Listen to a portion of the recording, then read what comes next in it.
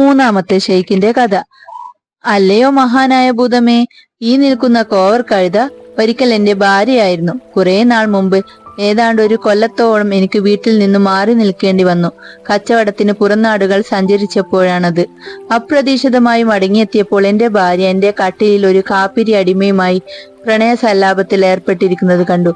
അവൾ ഞെട്ടി ഉണർന്നെഴുന്നേറ്റ് ഒരു കുടന്ന വെള്ളം ജപിച്ച് എന്റെ മേൽ തളിച്ചു. ഞാനൊരു നായയുടെ രൂപത്തിലായി. എന്നെ ഇവൾ വീട്ടിൽ നിന്നും ആട്ടിപ്പായിച്ചു. ഞാൻ അടുത്തുള്ള കശാപ്പുകാരന്റെ പീടികയിലെത്തി. കശാപ്പുകാരൻ എന്നെ അയാളുടെ വീട്ടിൽ കൊണ്ടുപോയി. കശാപ്പുകാരന്റെ മകൾ മുഖപടം താഴ്ത്തിയിട്ട് ചോദിച്ചു, എന്താണ് അച്ഛാ അപരിചിതനായ പുരുഷനെ എന്റെ അടുത്ത് കൊണ്ടുവരുന്നത്? ഏതു പുരുഷൻ? അയാൾ ചോദിച്ചു. ഈ നിൽക്കുന്ന നായി യഥാർത്ഥത്തിൽ ഒരു മനുഷ്യനാണ്. മന്ത്രം കൊണ്ടാണ് ഇങ്ങനെ രൂപം മാറിയത്. സംശയമുണ്ടെങ്കിൽ പഴയ രൂപത്തിലാക്കി കാണിക്കാം, അവൾ പറഞ്ഞു. എന്നാൽ വേഗം ഇയാളെ രക്ഷപ്പെടുത്തണം. പെൺകുട്ടി കുടത്തിൽ വെള്ളമെടുത്ത് മന്ത്രം ജപിച്ച ശേഷം എന്റെ പുറത്ത് തളിച്ചു. ഈ നിൽക്കുന്നയാൾക്ക് പഴയ രൂപം തിരിച്ചു കിട്ടട്ടെ എന്ന് പറഞ്ഞപ്പോൾ എനിക്ക് മനുഷ്യരൂപം കിട്ടി.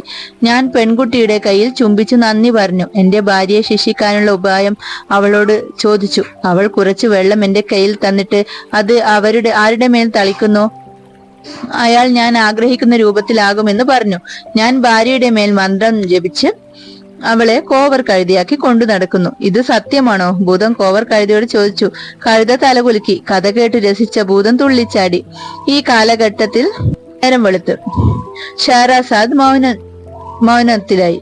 അവളുടെ അനുജത്തി ദുനിയാസാദ് പറഞ്ഞു, ചേച്ചിയുടെ കഥകൾ ഒന്നാം തരം. നേരം പോയതറിഞ്ഞില്ല. രാജാവിന്റെ ദയ കൊണ്ട് നാളെ ഞാൻ ജീവിച്ചിരുന്നാൽ ഇതിലും രസകരമായ കഥ പറഞ്ഞു തരാം. ഷഹറാസാദ് പറഞ്ഞപ്പോൾ രാജാവിന്റെ ആത്മകഥ ഇങ്ങനെയായിരുന്നു. അല്ലാഹു ആണ് സത്യം. കഥയുടെ ബാക്കി ഭാഗം കൂടി കേട്ടിട്ട് മതി ഇവളെ കൊല്ലുന്ന കാര്യം ആലോചിക്കുന്നത്.